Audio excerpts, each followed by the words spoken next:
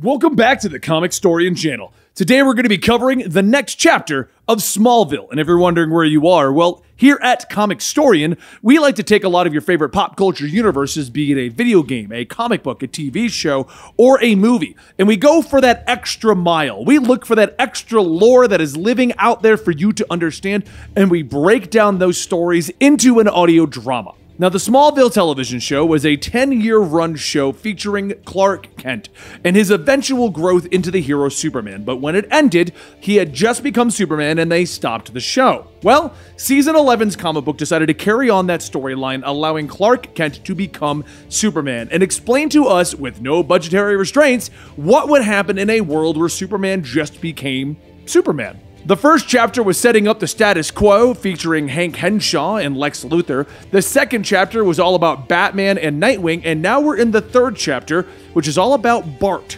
also known as Impulse, and how he's being chased down by the Black Flash, the essence of death.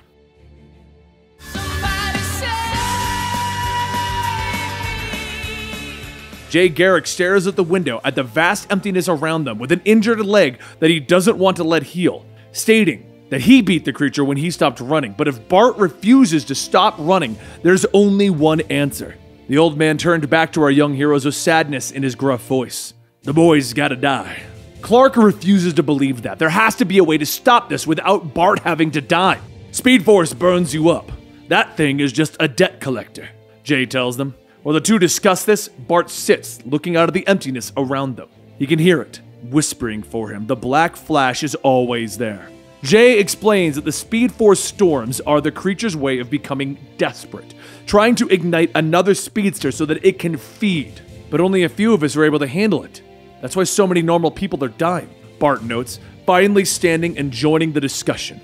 I wasn't the first, and you won't be the last, Jay tells him with a nod. Anger suddenly fills Bart. He wouldn't have to deal with the creature if Jay had just faced it back in the day. But their argument is interrupted as Watchtower comes over the comms. Chloe tells them that there's a Speed Force storm forming up in Vegas.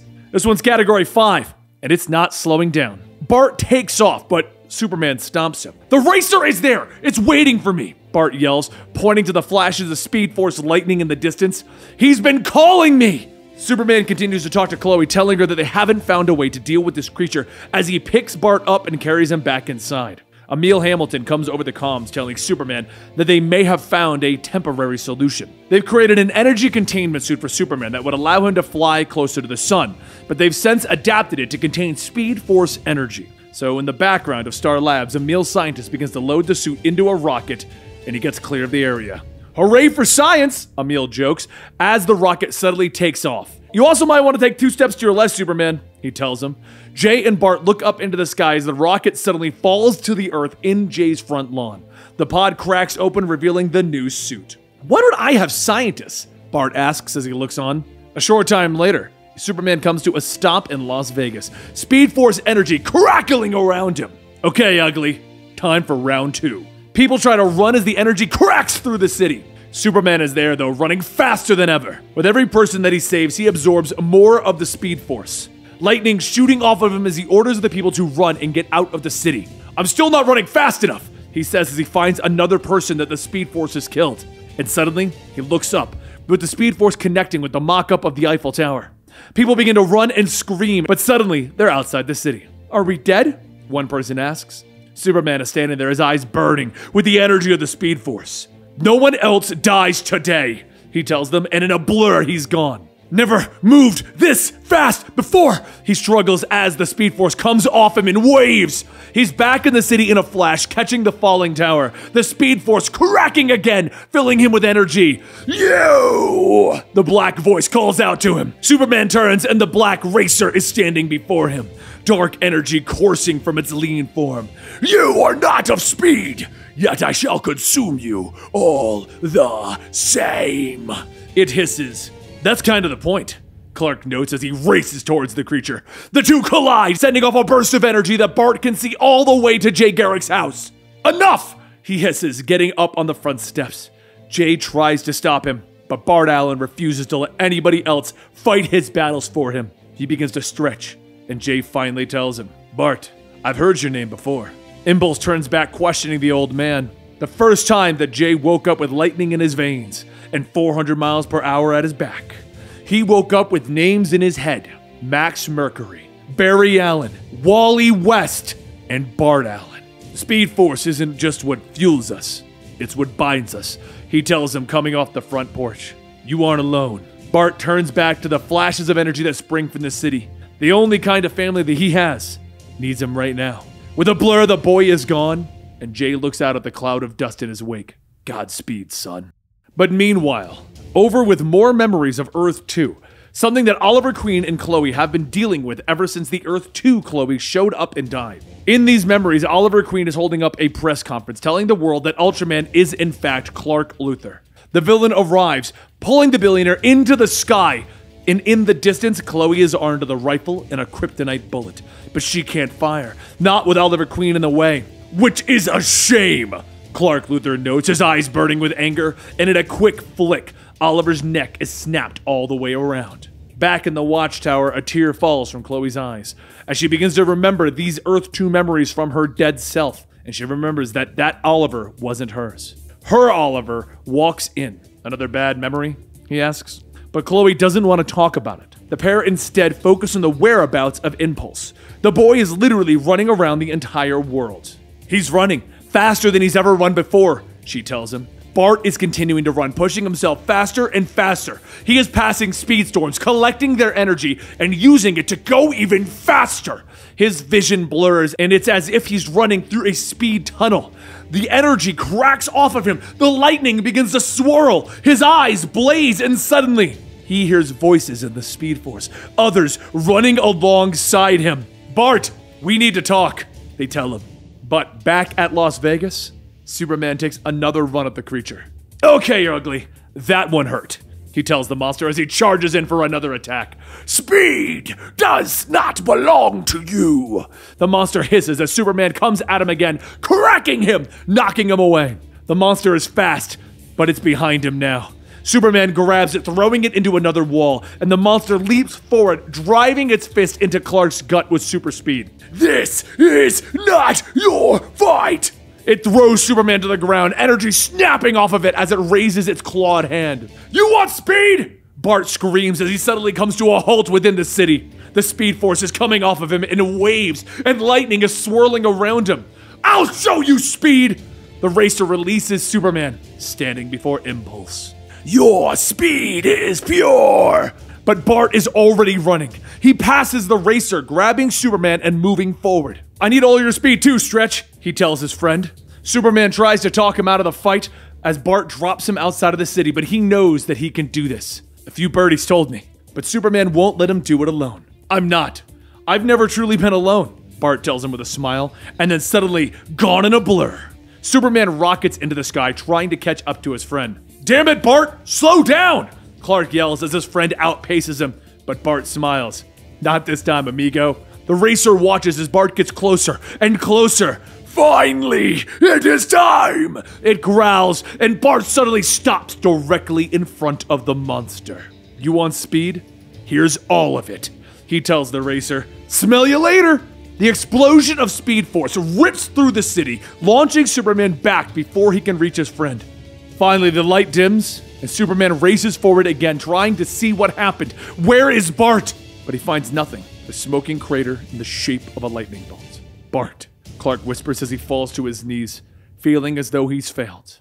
Meanwhile, memories are flashing before Chloe's eyes again as she is confronting her doppelganger in a cornfield outside of Smallville. The Earth 2 Chloe is thrown away, and she looks up as a stranger steps through the field. You have run far and fast, survivor, the monitor notes. But this world will soon die, just like the last. The monitor turns away, staring into the quiet night around them. The lengths to which you have traveled to warn this world in vain are impressive. He holds out his hand to her, a strange power filling the field. The monitors maintain order, while existence itself is pure chaos. So all of existence shall be brought to an end, he tells her, as Chloe begins to gurgle and fall. Farewell, Chloe Sullivan of Earth 2. You may now join your world and all others in oblivion. Chloe awakens on the floor, with Oliver helping her to her feet. Over the comms, Superman tells them that Impulse is gone. She looks up at her husband, not sure how they can bring a child into the lives that they lead, with crisis on its way. Back in the old brownstone building that once housed the JSA, Superman stares into one of the glass cases that holds the memories of the heroes. "I'm sorry, Superman," Jay tells him, his cane clicking against the ground as he walks in. "I should have faced the racer long ago. With all due respect, sir, we don't know if it would have ended with you. The racer was a force of nature," Clark tells him. "Everything ends, no matter how hard we try to stop it." The two men are then interrupted as Emil Hamilton walks in. Jay heads off with Mrs. Hunkle to make some tea. Quickly, Emil shows Superman the biometrics off the suit that he used to contain the Speed Force. It seems that it accelerated his body's ability to draw energy from the sun as well as speed up his healing. "Clark, Bart may have done more than save the world." Later, Lois plops down on the couch as Clark tells her that he plans on making a statue for Bart and having a service for him. She tells him that she can tell him all about her day once he does his flying bug. "I don't think I'll be doing that anymore," he tells her as there's a knock at the door. Lois answers and drops her phone in surprise as Clark is standing before her. "Honey, I'm home." He smiles. Tears spring up in her eyes and she leaps into his arms. "Bart's speed fixed me," he tells her. While she's thankful for Bart's sacrifice, Lois tells Clark to get back into his suit.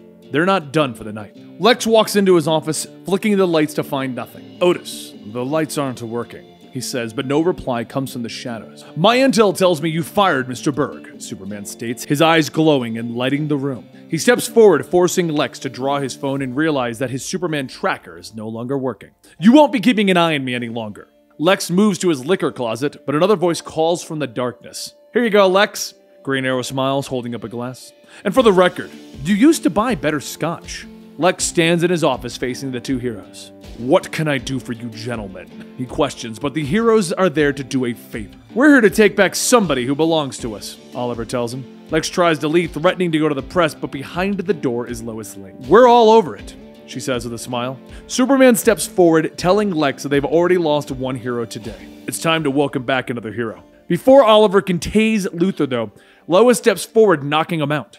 Later, Luthor awakens to Otis pulling him at his feet, noting that Luthor still needs looking after. "Where is she?" Luthor bellows as he storms through his office. "Where is my sister?" Back at Star Labs, Emil turns on the machine as Clark, Lois, and Oliver watch on. A hologram begins to activate and a bright red version of Tess stands before them. "Hey there, stranger. Sorry we took so long." Clark tells her with a smile, and she smiles back at her friends. "Thank you." On the balcony, Clark comes out to find Chloe looking over the city. She tells him everything that they learned about the monitors and the upcoming crisis. She doesn't know how to stop them, but she does know that her and Oliver need to leave the city. "What is it, Chloe? There's something you're not telling me," Clark asks her. She tells him to use his hearing, and that's when Clark hears the second heartbeat. He grabs her in a hug, floating in the air in excitement. "We'll miss you," she tells her best friend. "Oh, we'll miss you too." And that concludes Volume 3 of Smallville. Now, I know I said at the end of our other episode that this was so long that I was going to need 3 chapters. I was wrong. Actually, they sent me the 12-page script to do these 2 parts. I thought it was part 1, so I was trying to break it up, assuming that we were going to have 20 pages. Turns out that it was one full story. So you've got Volume 3 and 2 episodes and the resolution of Bart. Now, Bart is gone, and we have other speedsters that have been mentioned, including Barry Allen, Wally West. Jay is still alive. What do you think is going to happen? Do you think this is the end of Bart? Because honestly, I haven't read ahead, so I don't actually know. Do you miss Bart? Do you think this was a good resolution to him? Do you like the fact that we still have the mystery of Bart Allen, but we kind of have a few answers? We know a little bit more about him. In my opinion, I think that Jay and everyone were implying that Bart is in fact from the future and his actual origin is intact in Smallville. But hey, I guess we'll never know because we didn't get anything on Barry Allen, so we don't know how this ends up playing out. But what did you guys think of it overall? I hope you guys are enjoying Smallville Season 11. I'll say it again like I say in every single video. I need you to go down below and say, "Benny, I want more Smallville." I need you to tweet me, "Benny, I want more Smallville." We need the algorithm to see you guys are watching this and engaging with it and enjoying it so that it keeps getting sent out and more people are going to watch it. Being an older video, no one's looking for Smallville Season 11. So we need this to be out there so people know it exists.